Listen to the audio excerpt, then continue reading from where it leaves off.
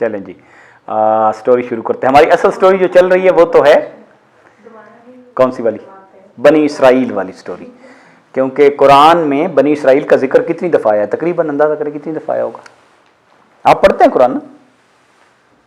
आपने अभी शुरू किया होगा कि नहीं? हेलो, आपने कोई यस्सर अल कुरान अरबी का कोई कायदा कोई चीज़ शुरू की हुई है? आप किस क्लास में? हाँ, ये 4 में है और अभी इसमें कुरान की कोई चीज़, अच्छा ज़बानी वाली पढ़ती हैं, क्या करती हैं? पढ़ती है बट वो तर्जुमा नहीं पढ़ा। नहीं, तर्जुमा हम कब कह रहे हैं पढ़े, हम तो कह रहे हैं कि कुरान का कोई हिस्सा आपने शुरू किया है किसी भी,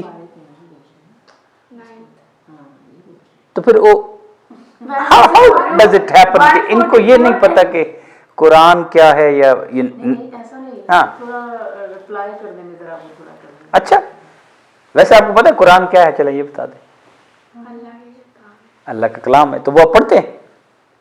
आपने पढ़ना किसी तरफ से शुरू किया हुआ या नहीं शुरू किया हुआ? अभी करना है?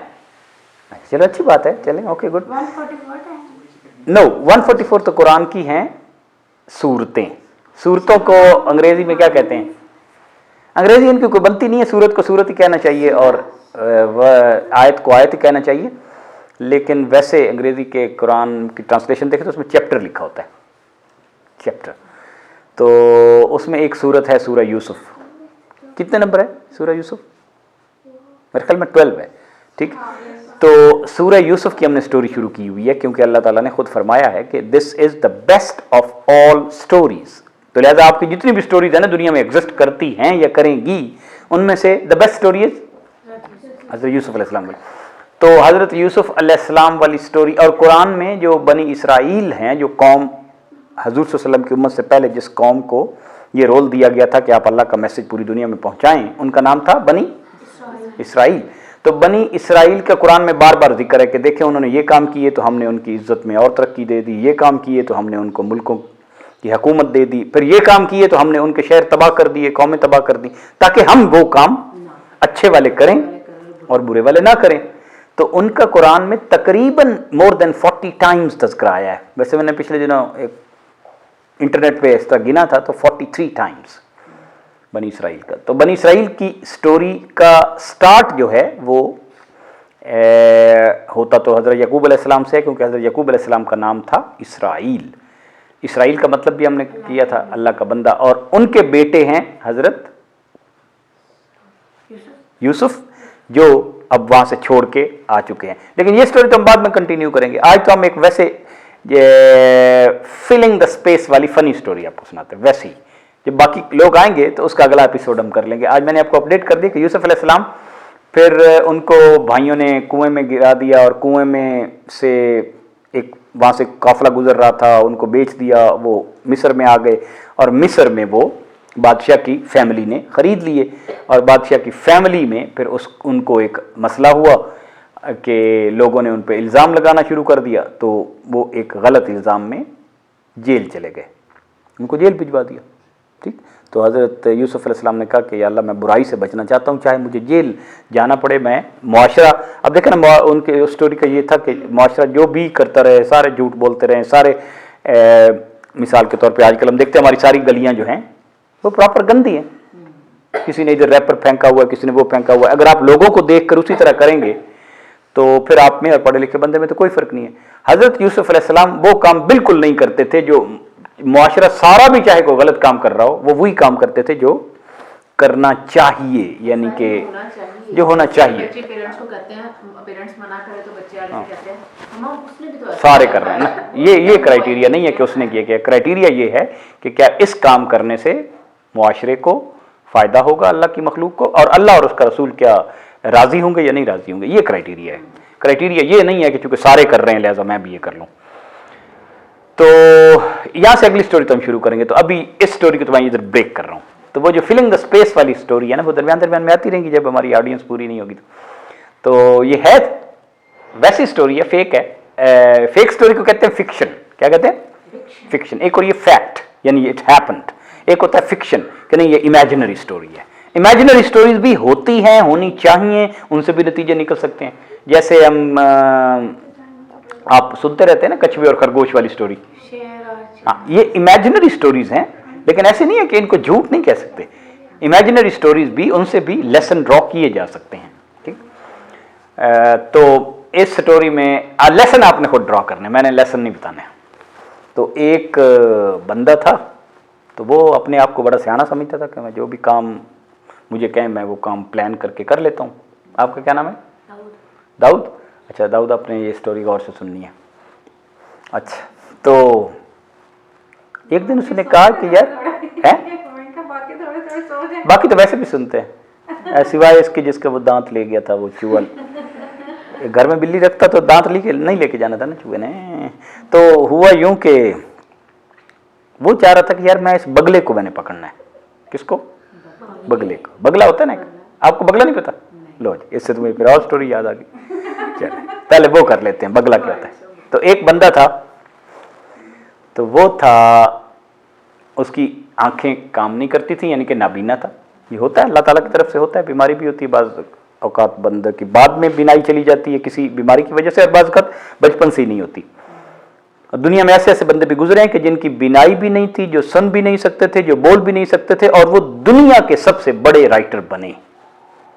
इनमें से एक बंदे ऐसे का नाम है हेलन केलर।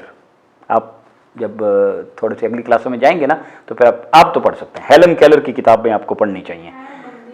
है बंदी, लेकिन इतना खूबसूरत लिखती है कि वो आप अंदाज़ा नहीं लगा सकते कि अच्छा इस बंदे की तो अल्लाह ताला ने आंखें भी नहीं दी थी, तो और बिनाई भी नहीं थी, और सुनने की ताकत भी नहीं थी, बोलने की ताकत भी नहीं थी। डेफ एंड डम एंड ब्लाइंड, तो इतना बड़ा बंदा कैसे बन सकता है? हर चीज उसे वो आपको डिस्क्राइब करेगी ना कि सूरज कैसे निकलता है और फसलें कैसे हैं, तो आप हैरान हो जाएंगे कि इतनी डिटेल से तो मैंने कभी नहीं देखा है। नो, ये काफी साल पहले फौत हो गई थी, अमेरिका की थी, हेलन केलर। कितने साल में, मतलब कितने साल की एज थी? She was full grown, I mean वो तो बचपन से ही ऐसी थी।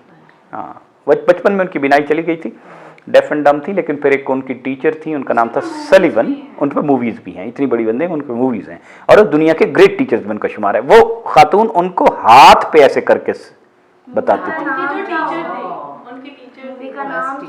Helen Keller, my story. आप वो सर्च कर सकते। आपने नेटफ्लिक्स लगवाया हुआ, क्या किया हुआ है? नेटफ्लिक्स है आपके पास? नेटफ्लिक्स है आपके पास? ये तो अक्सर चीज़ों के जवाब देना पूरे नहीं देती। हाँ, नेटफ्लिक्स आपके पास है? नेटफ्लिक्स जैसे एक और ऐप है वीवो, उस पे। अच्छा, ओके, फाइन, गुड। तो फिर जब हेलन केलर बनाए तो हमें भी बुला लेना, हम भी देखेंगे। ओके, मैंने उनकी किताब पढ़ी है, स्टोरी नहीं देखी। तो एक बंदा था, अंधा था, तो उसको, अंधे को तो नहीं पता होता, या तो पढ़ा लिखा हो हेलन केलर कि वाइट कलर क्या होता है, ब्लैक कलर क्या होता है, रेड कलर क्या होता है, नहीं पता होता ना, क्योंकि आंखें बंद कर लें तो क्या कलर्स होते हैं। ये आपकी दुनिया बड़ी कलरफुल है, अल्लाह ताला का शुक्र अदा करना चाहिए। तो एक बंदा आया कि जी मैं ना आपको खीर आपके लिए बना के लाया हूं। तो उसने कहते यार मैं खाऊंगा, लेकिन खीर होती क्या है? खीर। तो बंदे ने आपको कैसे बताया कि खीर क्या होती है? कहते यार खीर आपको क्या बताऊं, खीर वाइट होती है। अब उसे क्या पता वाइट क्या होता है? आपने भी वर्ड बोला था, वो उसकी स्टोरी है। बगला, एक बगले की स्टोरी है। बगले की स्टोरी है? बगला होता क्या है? अभी मैं आगे बता रहा हूँ। बगला is a bird, white colour का एक बर्ड है, अंग्रेजी में उसको कहते हैं सीगल। तो अब देखो, नाउ दैट्स अमेजिंग थिंग कि इन बच्चों को उर्दू वाला बगला नहीं पता, और दूसरा किसी और की जुबान, जो मतलब है आपको लितर मार मार के गया है। ठीक है जी, बाहर लिखा होता था Indians and dogs are not allowed, उनकी जुबान का पता है। What a shame for our education system it is. तो बगला व्हाइट कलर का एनिमल होता है, वो फिश पकड़ता है, और नॉर्मली वो फिश ही खाता है, और दूर दूर तक उड़ता भी है। आजकल चूंकि आपने इधर कम देखे होंगे, शहरों में तो नहीं होते, गांव में तो अक्सर नजर आते हैं। अब खेतों में पानी लगाए ना, तो बगले आ जाते हैं, खुद ब खुद आ जाते हैं, क्योंकि उसमें से वो कीड़े मकोड़े होते हैं, वो खाते हैं। तो अब बगले वाली स्टोरी सुनाऊं कि पहले मैं? अच्छा, अब चूंकि आपको बगले का नहीं पता, तो उस अंधे बंदे को भी बगले का नहीं पता था। हमें सिस्टम ने अंधा कर दिया, हम पढ़े लिखे होने के बावजूद हमें बगले का नहीं पता। तो बंदे ने कहा मैंने आपके लिए खीर बनवाई। तो उसका कहता खीर क्या होती है? उसने पहली दफा खाई होगी या नहीं सुनी होगी। उसने कहा खीर बस ऐसे होती है जिस तरह आप समझिए रुई, रुई क्या होती है? ये दूध वाली, जैसे दूध होता है, ये दूध क्या होता है? एक मतलब किस किस्म की? कहते यार वाइट है, जिस तरह बगला नहीं होता। कहते यार बगला क्या होता है? कहते यार बगला एक परिंदा है, वो ऐसे करके होता है, ऐसे करके। कैसे करके?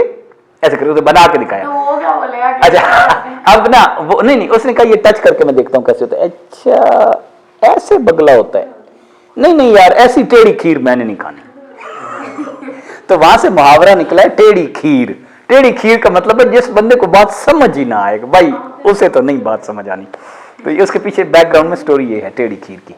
तो ये टेढ़ी खीर की स्टोरी तो साइड पे आ गई। अब नेक्स्ट स्टोरी जो थी वो बगले वाली थी। अब बगला पता चल गया कि बगला भी नहीं पता चला क्या?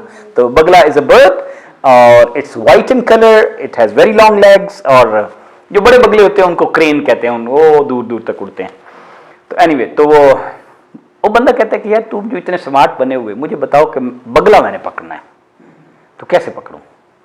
आपसे भी कोई पूछ सकता है, may be you can come up with an answer. उसका आंसर देखिए कितना अच्छा, सादा, सिंपल था। वो कहता भाई ये सिंपल है। आपको पता है कि बगले रात को पानी अगर दें खेत में, मतलब आपके पास एक छोटी सी क्यारी है, आप उसको पानी दें तो बगले आ जाते हैं, ठीक है? तो आप पानी की क्यारी में पानी डालें और बगले आते हैं रात को 10 बजे के बाद, ताकि कोई उस वक्त इधर उधर जानवर ना हो, परिंदे ना हो। तो आप वहां पे चारपाई लेके बैठ जाएं रात को। डे टाइम में उसने कहा हो सकता है वो आपसे डर जाए। इधर भी होते हैं फिर गांव में? गांव में होते हैं, यहाँ पे भी शहर में तो अब इतने होते। हाँ, तो अब देखें हाउ इंटरेस्टिंग द स्टोरी है कि वो बंदा कहता है अच्छा ठीक है मैं 10 बजे वहाँ चला जाऊँगा। फिर कहता है यार ये ख्याल रखना, वहाँ जब आपने बगला पकड़ने के लिए जाना है ना, तो बगला आएगा लाजमी, कई बगले आएंगे, ठीक है? तो आपने 2 चीज़ें साथ ज़रूर लेके जानी है, एक कैंडल मोमबत्ती और एक माचिस। कहता ठीक है मैं लेके जाऊँगा। अब वो सोच रहा था कि पता नहीं अब अजब ना इसने कोई नेट का है ना कोई जाल, ना कहता है और किसी चीज़ की जरूरत नहीं, बस ये 2 चीज़ें ले जाओ। तो अच्छा फिर कैसे, इनसे कैसे पकड़ूंगा? यार बड़ी सिंपल सी स्टोरी है, वहाँ आप बैठ जाना, ठीक है? बगले आएंगे जब वो खेत में पानी देखेंगे तो, क्योंकि वो खुद ब खुद आ जाते हैं, उनको अल्लाह ताला ने हिस्स दी हुई है, दूर से देख लेते होंगे। तो वो जब ढेर सारे बगले आ जाए ना, तो पहले तो आपने देखना है मैंने किस बगले को पकड़ना है। तो आपको नजर आएगा कि फर्क है, उस बगले को आपने पकड़ना है, वो जो उधर बैठा है, ठीक? आप सीधा वो 2 चीजें आप जो साथ लेके गए थे, क्या क्या लेके गए थे? कैंडल और माचिस, वो आपने साथ लेके जानी है, ठीक? बगले के करीब जाके आपने माचिस से कैंडल जला देनी है, ठीक? कैंडल जला के, भाई आप उसका सुने सोल्यूशन है ये, तो अभी वो कैंडल जला के, ठीक है, वो आपने बगले के सर पे रख देनी है।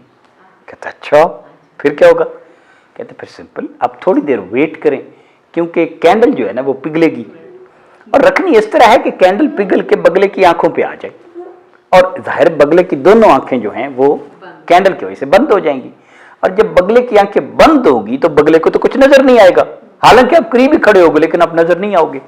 तो उस वक्त आपने बगले को पकड़ लेना, इतना सिंपल है। तो कैंडल सर पे टिकी कैसे? अब ये जो जवाब है ना, ये आपने उससे बाद में डिस्कस करेंगे, ये स्टोरी का पार्ट 2 है, ओके? तो बस करते, ये असल में स्टोरी ये है कि जब कोई बंदा ऐसे प्लान बना रहा हो जिस पे अमल करना ही फजूल है, जो